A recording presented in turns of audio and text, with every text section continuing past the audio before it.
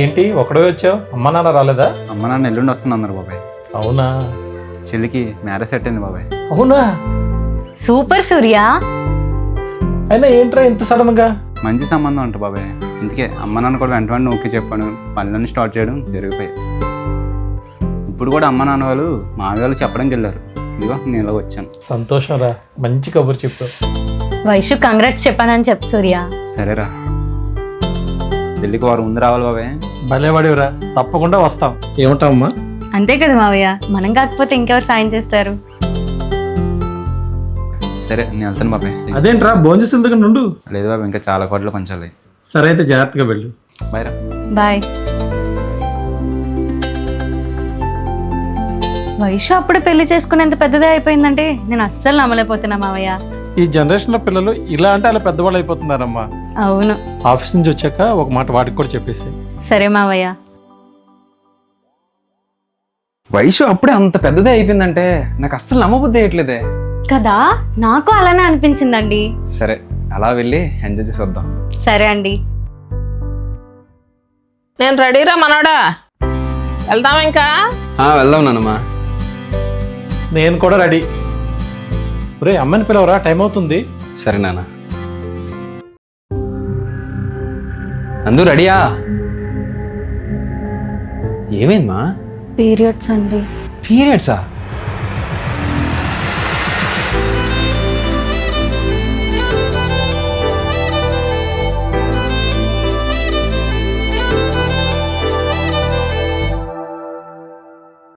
మళ్ళీ ఒక్కడే వచ్చావేంట్రా? అమ్మాయి ఎక్కడా? నాన్న అది ఏమైంది? పెళ్ళికి మీరు వెళ్ళండి నాన్న. మేము వెళ్ళడమా? మరి మీరు? తనకి పీరియడ్స్ వచ్చాయి. ఏంటి, డేట్ వచ్చిందా? సరిపోయింది. ఏంట్రా మాకు ఈ పెంట? అందుకే మీరు వెళ్ళండి నాన్న. మేము వెళ్ళమేంట్రా, నువ్వు కూడా రా, దాన్ని ఇంట్లో వదిలేద్దాంలే. నానమ్మా మిమ్మల్ని వెళ్ళమన్నానా? మీరు వెళ్ళండి. నువ్వు రామ్మా, మనం వెళదాం. అమ్మా తల్లి, నువ్వు మంచాలు బీరువాలు అవేం ముట్టేయకు, ఓ పక్కన చాపేసుకుని పడుకో. నానమ్మా వెళ్తావా ఇంకా? వెళ్తానులే.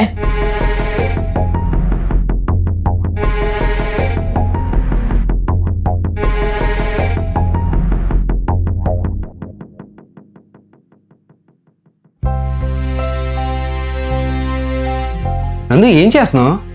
స్టమక్ పెయిన్ చాలా హెవీగా వస్తుందండి, అందుకే కాసేపు పడుకుందామని. బెడ్ పైన పడుకో. మళ్ళీ అమ్మమ్మ వస్తే తిడుతుందండి. బెడ్ పై పడుకోమని చెప్పానా?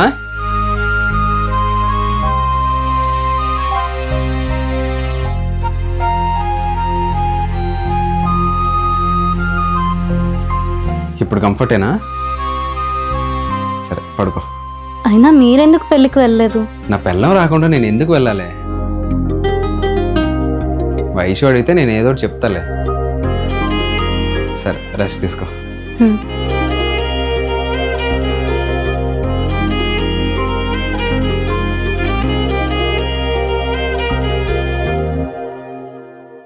నందిని, నువ్వు ఇల్లంతా ఎందుకు ఇలా తిరుగుతున్నావు? ఈ 3 రోజులకు మూలకుండాలని తెలియదా నీకు? అంటే అమ్మమ్మ అది నువ్వు తిరిగే చోట్లనే దేవుడి మూల కూడా ఉంది. నువ్వు చేసే పనులకు పాపాలు అనిపించేది మేము. ఏంటమ్మా మన ఇంటి ఆచారాలు తెలీదా నీకు? బట్టలు ఉతుకుదామని వెళ్తున్నా మావయ్య. బట్టలు ఉతుకుదామని వెళ్తున్నావా? ఎవరి బట్టలు? నీవే అమ్మమ్మ. ఈ మెలుతో ఉన్నప్పుడు నా బట్టలన్నీ ముట్టేశావా? చిచ్చి చిచ్చి, ఇప్పుడు నా చీరలన్నీ ఉతుక్కోవాలి. ఏంటమ్మా ఇది? ఈ 3 రోజులు ఒక మూల కూర్చోవడమే నీ పని. అది కాకుండా ఏంటి ఇవన్నీ?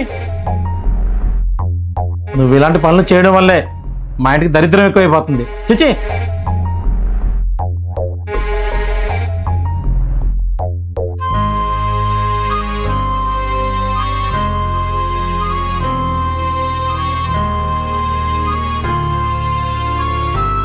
ఈ 3 రోజులకు మూలకుండాలని తెలియదా నీకు? నువ్వు తిరిగే చోట్లనే దేవుడి మూల కూడా ఉంది. నువ్వు చేసే పనులకు పాపాలు అనిపించేది మేము.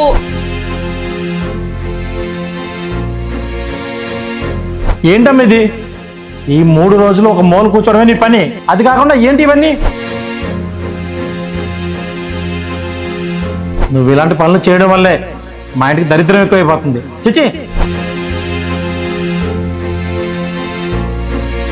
నందు నందు, నిన్ను బెడ్ మీద కూర్చోమని చెప్పానా? మళ్ళీ ఎందుకు కింద కూర్చున్నావు? నందు, నందు ఏమైందే? ఏమైందో చెప్పమా. అమ్మమ్మ మావయ్య నన్ను కనీసం మనిషిలా కూడా చూడట్లేదండి. నాకు జస్ట్ పీరియడ్సే కదా వచ్చాయి. ఇది ప్రతి అమ్మాయికి నెలలో 3 నుంచి 5 రోజులు కామనే కదా. మనిషిలా కూడా చూడకుండా నానా మాటలు అంటున్నారండి.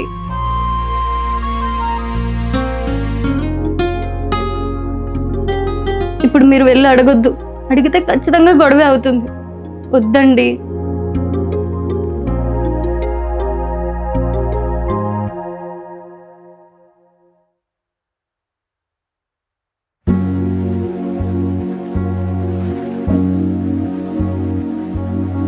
పెయిన్ ఎక్కువగా ఉందా? అవునండి. నీకు ఇన్స్టెంట్గా రిలీఫ్ ఇచ్చే కొన్ని ఐటమ్స్ చూపించినా? టొట్టడాయ్.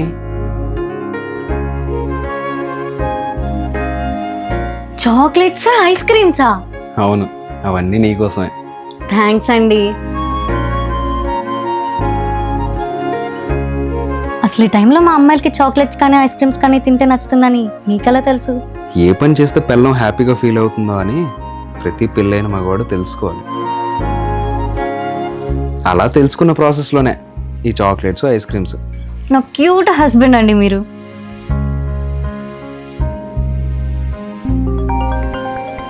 నా బాస్ కాల్ చేస్తున్నాడు, నేను ఆఫీస్కి వెళ్ళాలి. సరేనా? సరే.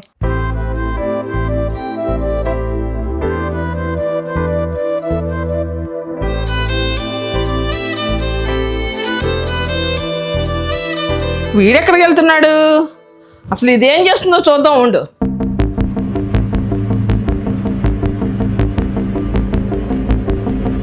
సరే నందిని, బయలుతో మంచం ఎక్కేసావంటే? అమ్మమ్మ అది ఇలాంటి పద్ధతి పాడు లేని దాన్ని ఇంటికి తెచ్చుకున్నాను చూడు. మాదే బుద్ధి తక్కువ. మైలుతో ఉండగా మంచాన్ని, డోర్ కట్టెలు అన్నీ ముట్టేశావు. కొంపంతిని మైలు చేసేస్తావు కదే. ఈ 3 రోజులు అయ్యాక ఇల్లంతా నువ్వే కడగాలి చెప్తున్నా. అమ్మా నాన్నల పెంపకం బాగుంటే ఇలాంటి పనులు చేయకుండా ఉంటారు. చిచ్చి.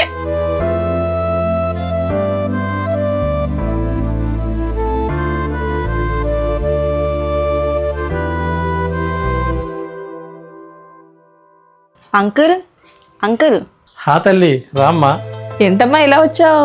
నాకు టీసీఎస్లో జాబ్ వచ్చిందండి, అందుకే మీకు స్వీట్స్ ఇద్దామని వచ్చా. అవునా? కంగ్రాట్స్ తల్లి. Thanks uncle. కంగ్రాట్స్ రా. థ్యాంక్స్ అక్క. చాలా మంచి శుభవార్త చెప్పావు తల్లి. ఉండి ఇప్పుడే వస్తాను. కంగ్రాట్స్ స్వాతి. థ్యాంక్స్ అన్య. ఈ దేవుడి దగ్గర బొట్టమ్మా, నీకు అంతా మంచిగా జరగాలని ఈ బొట్టు నీకు పెడుతున్నాను. థ్యాంక్స్ బామ్మగారు. స్వీట్స్ తీసుకోండి.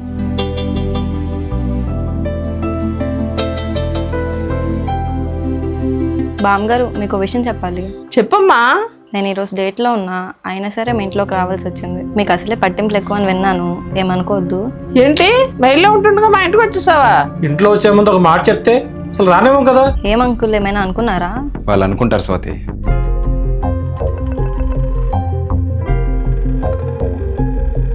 అర నిమిషం ముందు వరకు వాళ్ళు ఏమనుకోరు, కానీ ఇప్పుడు అనుకుంటారు.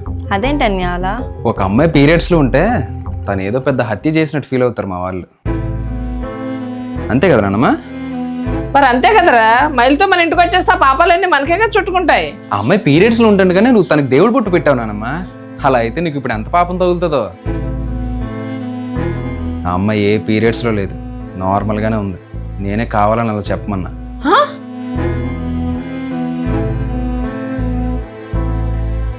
ఇప్పుడు పాపం పోయి పుణ్యం వచ్చేస్తుందమ్మా. అసలు లేడీస్ ఈ 3 రోజులు ఎందుకు ఎవరిని ముట్టకూడదు, ఎందుకు ఇంట్లోకి రాకూడదు, ఎందుకు దేవుడి గదిలోకి వెళ్ళకూడదు అనే క్వశ్చన్ చేస్తే 100లో 95% ఎవరి దగ్గర ఆన్సర్ ఉండదు. అంతెందుకు, గట్టిగా మాట్లాడితే నీ దగ్గరే ఆన్సర్ ఉండదు. అందుకే ఈ టైంలో ముట్టుకుంటే పాపం, ముట్టుకోపోతే పుణ్యం ఇవి కాదమ్మా ఇవ్వాల్సింది. నేనున్నాననే ధైర్యాన్ని ఇవ్వాలి. తినే ఓపిక లేకపోతే తినిపించేంత ప్రేమనివ్వాలి. నిలబడే ఓపిక లేకపోతే పక్కన పట్టుకొని నిలబడేంత బలాన్ని ఇవ్వాలి. అంతేకాని మంచాన్ని ముట్టుకోకు, మనుషులను తగలకు, దేవుడి గదిలోకి వెళ్ళకు. ఇవి కాదమ్మా చెప్పాల్సింది. ఒక అమ్మాయి బాడీ నుంచి కంటిన్యూస్గా 3 నుంచి 5 రోజులు బ్లడ్ ఫ్లో అవుతుంటే పనులు చేయడానికి ఎక్కడ ఓపిక వస్తుందిలని ఆ 3 నుంచి 5 రోజులు రెస్ట్ తీసుకోమని పెట్టింది పూర్వకాలం రూల్. దానిని రాను రాను దేవుడికి లింక్ చేసి ముట్టుకుంటే పాపం, ముట్టుకోపోతే పుణ్యం అని భయాన్ని క్రియేట్ చేశారు. ఈరోజు దానివల్ల మనుషులు చూసే విధానమే మారిపోయింది. జనరేషన్ మారిపోయిందమ్మా, మీరు కూడా మారండి. ఇంకా మీ జనరేషన్లో బతుకుతూ ఈ జనరేషన్ ఆడపిల్లలను ఇబ్బంది పెట్టద్దు.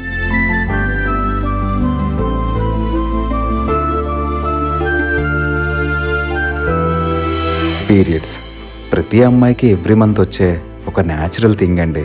అవి వచ్చే 3 నుంచి 5 రోజుల ఆడపిల్ల ఎలా ఉండాలో ఆ నియమాలు పెడితే ఆ నియమాలకి దేవుడు భయాన్ని కలిపి వాటిని మూఢనమ్మకాలుగా తయారు చేశారు. 2026లో ఉన్నామండి.